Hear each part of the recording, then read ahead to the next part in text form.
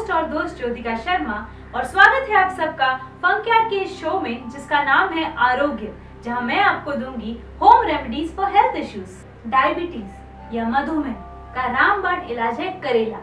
करेले के टुकड़ों को छाया में सुखा लें, फिर उसे पीसकर फाइन पाउडर बना लें।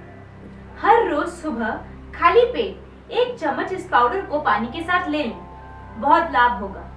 1/4 कप करेले के जूस में 1/4 कप गाजर का जूस मिलाकर पीने से भी फायदा होगा। 10 ग्राम करेले के रस में शहद मिलाकर रोजाना पीने से भी आपकी डायबिटीज कंट्रोल में रहेगी। 10 ग्राम करेले के जूस में 6 ग्राम तुलसी के पत्तों का रस मिलाकर रोज सुबह खाली पेट पीने से भी लाभ होगा। एक करेले को 1 कप पानी में अच्छी तरह से उबालकर आप इसे पिए।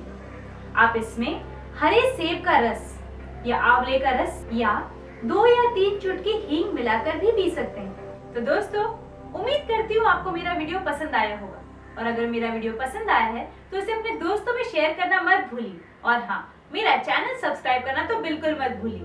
मेरे अगले वीडियो का वेट कीजिए। तब तक stay happy, stay blessed, stay beautiful.